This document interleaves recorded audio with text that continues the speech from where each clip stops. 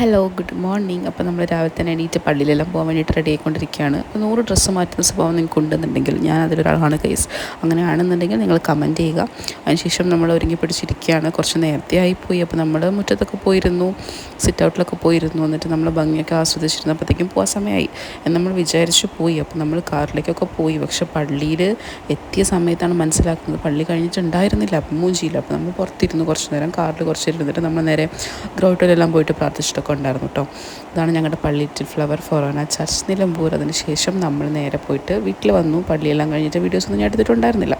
അപ്പം പള്ളിയിൽ പോയിട്ട് തിരിച്ചു വന്ന സമയത്താണ് കാത്തു പുതിയ കളിപ്പാട്ടവുമായിട്ട് നിൽക്കുന്നത് ഞാൻ കണ്ടത്. അപ്പോഴാണ് കാത്തു അത് ബക്കറ്റിലേക്കൊക്കെ ഇടുന്നത് കണ്ടത്. അതിലാണെങ്കിൽ ഇടുന്നത് കണ്ടിട്ട് അത് ഇട്ട് കഴിഞ്ഞപ്പോൾ കണ്ടപ്പോൾ എനിക്കൊരുമാതിരി രോമാഞ്ചിഫിക്കേഷനൊക്കെ ആയിരുന്നു കേട്ടോ. നിങ്ങൾക്ക് ഇങ്ങനെ ഉണ്ടെന്നുണ്ടെങ്കിൽ കമൻറ്റ് ചെയ്യുക. പിന്നെ ഞാനൊരു പ്രഹസനം കാണിച്ചതാണ് ഈ മുക്കുകുത്തൽ. നിങ്ങൾ കണ്ടു എന്ന് എനിക്കറിയാം. വീഡിയോ കണ്ടിട്ടില്ലാത്തവരാണെങ്കിൽ എൻ്റെ അക്കൗണ്ട് എടുത്ത് നോക്കി കാണാൻ പറ്റും. അതിന് ശേഷം ഫ്രണ്ടിൻ്റെ വീട്ടിൽ പോയി. അപ്പോൾ അനിയത്തിയുടെ ബർത്ത്ഡേ ഒക്കെയാണ്, കുറച്ച് ഗിഫ്റ്റൊക്കെ കിട്ടിയിട്ടുണ്ടായിരുന്നു. പിന്നെ നമ്മൾ സാധനം എല്ലാം മേടിക്കാൻ പുറത്തൊക്കെ പോയിട്ടുണ്ടായിരുന്നു. പിന്നെ നേരെ വീട്ടിലേക്ക് പോയി, കാരണം സമയം ലേറ്റ് ആയിട്ടുണ്ടായിരുന്നു.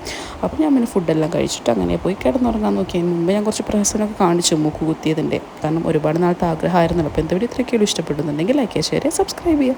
അപ്പോൾ